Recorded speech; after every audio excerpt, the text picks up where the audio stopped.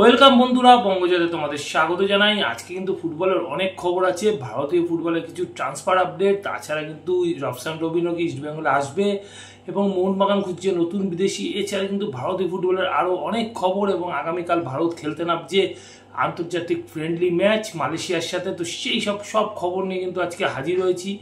তার আগে বলবো, রোজ যেটা বারে বারে তোমাদেরকে বলি, যে আমার চ্যানেল বঙ্গজয়কে তোমরা বেশি করে লাইক, শেয়ার আর কমেন্ট করো। আর চ্যানেলে যারা নতুন এসছো তারা অবশ্যই সাবস্ক্রাইব করে বেল বটনটা অন করে দাও, যাতে ফুটবলের সব নোটিফিকেশান তোমরা রোজকার মতন পেতে থাকো। তো চলো, প্রথমেই আজকে কি খবর আছে তোমাদের জন্য দেখে নিই। প্রথমে আসি ভারতের ফুটবলের জাতীয় দলের খবরে। আর ভারতীয় ফুটবল দল কিন্তু আগামীকাল ফিফা আন্তর্জাতিক ম্যাচ খেলতে নামছে প্রতিপক্ষ মালয়েশিয়া। আর এই ম্যাচ কিন্তু হবে ভারতের হায়দ্রাবাদ শহরে গাচ্চিবাউলি স্টেডিয়ামে ভারতীয় সময় সন্ধ্যা 7:30 থেকে। আর এই ম্যাচ উপলক্ষে কিন্তু প্রেস কনফারেন্স করলেন ভারতীয় দলের কোচ মানুয়েল মার্কোয়েজ, এবং তার সাথে ছিলেন কিন্তু ইন্টারকাশির ফরওয়ার্ড এডমন্ড লালডেন্ডিকা কিন্তু একমাত্র ফুটবলার যিনি কিন্তু আই লিগ দল থেকে প্রতিনিধিত্ব করছে ভারতের জাতীয় দলে। বাকি সবাই কিন্তু আইএসএল দলেরই ফুটবলার। তো এই প্রেস কনফারেন্সে কিন্তু ভারতের জাতীয় দলের কোচ মানুয়েল মার্কোয়েজ জানিয়েছেন আগামীকালের ম্যাচ ভারত জেতার ব্যাপারে আত্মবিশ্বাসী। যদিও ভারত কিন্তু গত এক বছরে কোনো ফিফা আন্তর্জাতিক ম্যাচ জিততে পারেনি, এবং সেই এক বছর কিন্তু গতকাল পূরণ হয়েছে।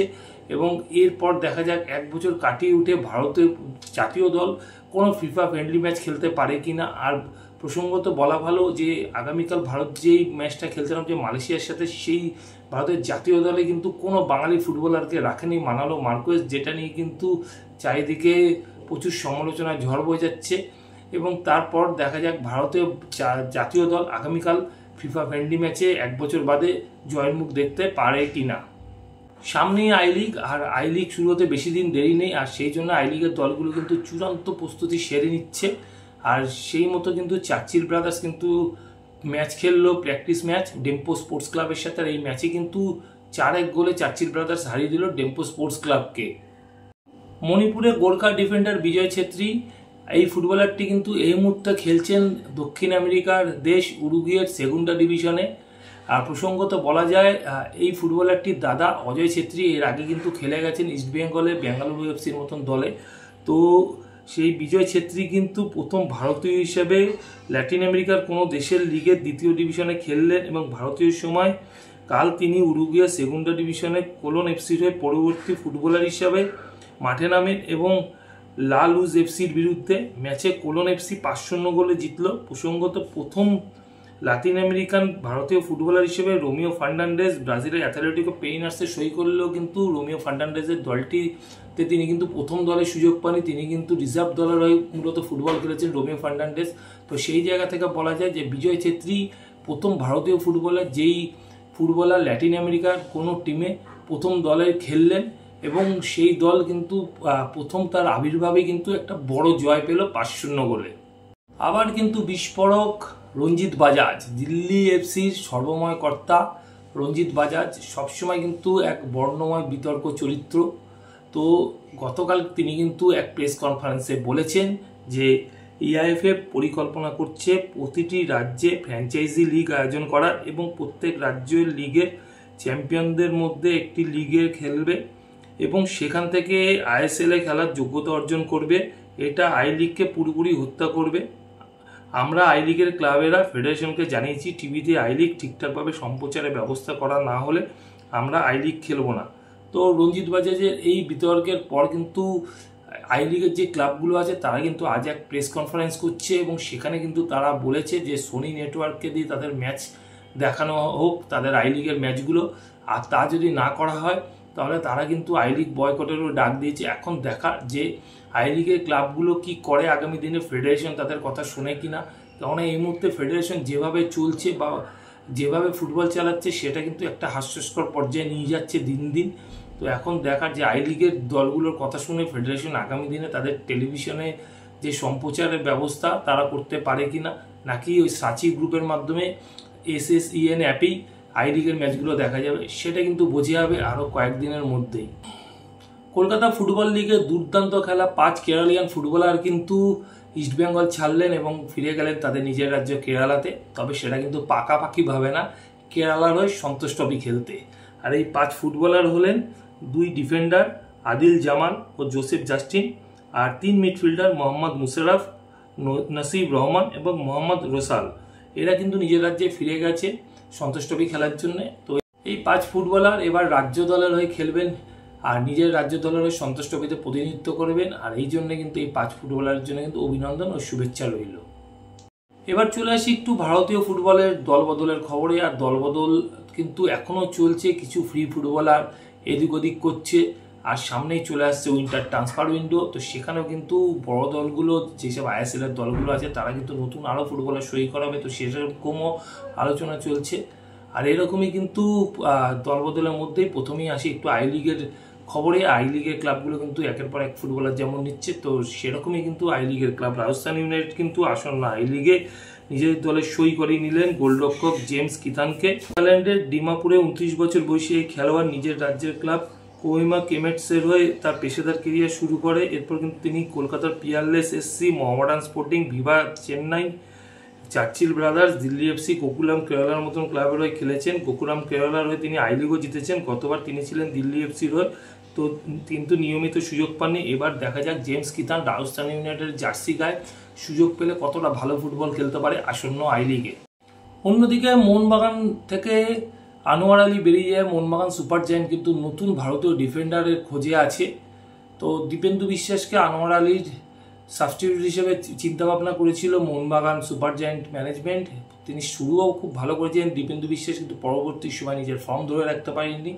তো সেই কারণে মোহনবাগান সুপার জায়ান্টের ম্যানেজমেন্ট কিন্তু এখন চিন্তাভাবনা করছে নতুন ভারতীয় ডিফেন্ডার আনা। তো তারা কিন্তু এই মুহূর্তে অ্যালেক্স সাজির সাথে কথাবার্তা বলছে। আমি আগেও বলেছিলাম, কিন্তু কতটা অ্যালেক্স সাজিকে ছাড়বে আগামী দিনে হায়দ্রাবাদ এফসি সেটারই কিন্তু সংশয় আছে।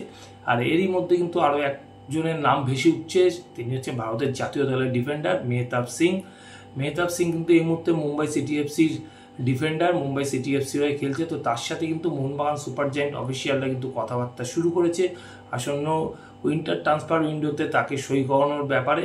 কেননা মোহনবাগান সুপার জায়ান্ট অফিসিয়ালরা চাইছে যে একজন ভালো ভারতীয় সেন্টার ব্যাককে নিজেদের দলে সই করাতে। সেক্ষেত্রে এই মুহূর্তে মোহনবাগান সুপার জায়ান্টে 2জন বিদেশি সেন্টার ব্যাক ফুটবলার খেলছে।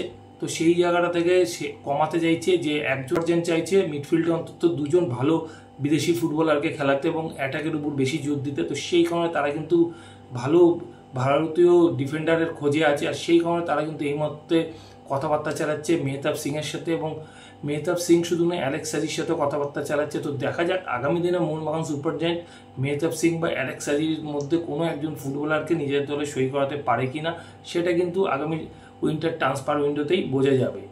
আর অন্যদিকে রফসান রবিনকে নিয়ে চারিদিকে আলোচনা চলছে। আর রফসান রবিনের সাথে কিন্তু এই মুহূর্তে ইস্টবেঙ্গল টিম ম্যানেজমেন্ট কথাবার্তা অনেকটাই এগিয়েছে এবং যথেষ্ট ইতিবাচকপূর্ণই কথাবার্তা চলছে। তবে যা শোনা যাচ্ছে রফসান রবিনে কিন্তু আগামী 23শে নভেম্বরের আগে কোনো কথা বলতে চাইছে না, কেননা আগামী 23শে নভেম্বর পর্যন্ত রফসান রবিনের সাথে বসুন্ধরা কিংসের চুক্তি আছে।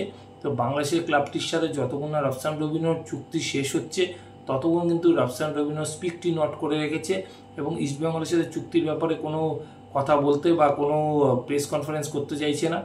তো এখন দেখার যে রফসান রবিনোর ব্যাপারে ইস্টবেঙ্গল আগামী দিনে কতটা এগোতে পারে বা রফসান রবিনো ইস্টবেঙ্গল আসে কিনা সেটা কিন্তু 23শে নভেম্বরের পরে কিন্তু বোঝা যাবে।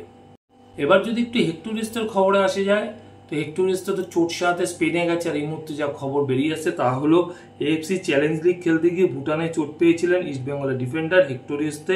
তারপরে তিনি স্পেনে ফিরে গিয়েছিলেন চিকিৎসার জন্য। অবশেষে খবর তিনি মঙ্গলবার ভোরে কলকাতায় ফিরতে চলেছেন। তারপর তার মেডিকেল রিপোর্ট ও ফিটনেস দেখে সিদ্ধান্ত নেওয়া হবে যে আদৌ তিনি আগামী যে 29 তারিখ নর্থ ইস্ট ইউনাইটেডের সাথে আইএসএল এর ম্যাচ আছে ইস্টবেঙ্গলে, সেই ম্যাচ খেলতে পারবে কিনা। যদি তিনি ফিট থাকে সেক্ষেত্রে তাকে দলে রাখা হবে, যদি তিনি ফিট না থাকে সেক্ষেত্রে কিন্তু আগামী 29 তারিখ নর্থ ইস্ট ইউনাইটেডের সাথে ইস্টবেঙ্গলের আইএসএল ম্যাচে হেক্টর রিস্তে বাদ পড়তে পারেন। অন্যদিকে ইস্টবেঙ্গলের দাবিকে কার্যত মেনে নিল ফুটবল ফেডারেশন। ইস্টবেঙ্গল দাবি করেছিল যে ইস্টবেঙ্গল মোহামেডান স্পোর্টিং ম্যাচে রেফারি পক্ষপাতিত্ব ছিল এবং যথেষ্ট বাজে রেফারিং হয়েছিল। আর সেই দাবি মতো কিন্তু ইস্টবেঙ্গলের 2জন ফুটবলারকে কিন্তু সাসপেনশন তাদের কমিয়ে দেওয়া হলো। নন্দকুমার লাল কার্ড দেখে মাঠ ছেড়েছিল, তার সাথে নরয় মহেশ সিং, এবং বলা হচ্ছিল নন্দকুমার সরাসরি লাল কার্ড দেখে 2টি ম্যাচে সাসপেন্ড হবে এবং নরয় মহেশ সিংয়ের আচরণ খারাপ থাকায় তাকে একের আরও বেশি ম্যাচ সাসপেন্ড করা হবে, কারণ নরেন মহেশ সিং দুবার হলুদ কার্ড দেখে মাঠ ছাড়েন, আর দুবার হলুদ কার্ড দেখলে একটা লাল কার্ড হয়, আর সেক্ষেত্রে একটি ম্যাচে সাসপেন্ড হয়। কিন্তু যেহেতু তার আচরণ খারাপ ছিল বলে উল্লেখ করা হয়েছিল, সেই জন্য তাকে আরও বেশি ম্যাচে সাসপেন্ড করা হবে। কিন্তু সেই ম্যাচে রেফারি হরিশ কুন্ডুর যথেষ্ট পক্ষপাতিত্ব রেফারিং থাকার জন্য কিন্তু সেই দিনকে ইস্টবেঙ্গল একটি জেনুইন পেনাল্টিও পায়নি। তো তারপর ফুটবল ফেডারেশন সিদ্ধান্ত নেয় যে এই দুই ফুটবলারের ওপর কিন্তু একটির বেশি ম্যাচ সাসপেনশন থাকবে না। সেক্ষেত্রে শুধুমাত্র নর্থ ইস্ট ম্যাচই নরেন মহেশ সিং এবং নন্দকুমার খেলতে পারবে না। কার্যত বলা যায় ইস্টবেঙ্গল ফেডারেশনকে চিঠি দেওয়ার পরেই কিন্তু রেফারি নিয়ে ফেডারেশন সেটা মেনে নিয়েছে যে রেফারি সেদিনকে ভালো হয়নি। তো সেই মতো কিন্তু ইস্টবেঙ্গলের দাবিকে মান্যতা দিয়ে ফেডারেশন কিন্তু এই দুই ফুটবলারকে একটি বেশি ম্যাচ সাসপেন্ড করলো না। এক্ষেত্রে কিন্তু এক প্রকার নৈতিক জয় হলো ইস্টবেঙ্গলের। অন্যদিকে ইস্টবেঙ্গলের সর্বময় কর্তা দেবব্রত সরকার নরেন মহেশ সিংয়ের লাল কার্ড দেখা নিয়ে তিনি কিন্তু বলেছেন যে আমি মনে করি না মহেশ কোনো অপরাধ করেছে। এমন ঘটনা পৃথিবীর সর্বত্রই ঘটে থাকে।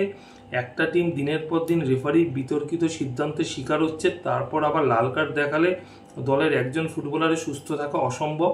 মহেশ কোনো অন্যায় করেনি, যদি করে থাকে তাহলে সেই বিষয়ে সিদ্ধান্ত নেবে তারই সতীর্থরা।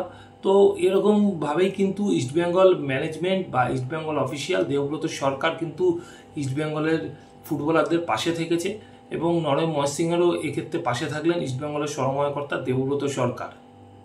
তো এখনকার মতন খবর এই পর্যন্ত। নতুন খবর নিয়ে হাজির হব পরের ভিডিওতে। যাওয়ার আগে শুধু একটাই কথা বলবো, আগের ভিডিও যারা মিস করে গেছো তার জন্য ডিসক্রিপশন বক্সে লিঙ্ক দেওয়া থাকবে, তোমরা লিঙ্ক ক্লিক করে কিন্তু আগের ভিডিও দেখে নিতে পারো। এখনকার মতন গুড বাই।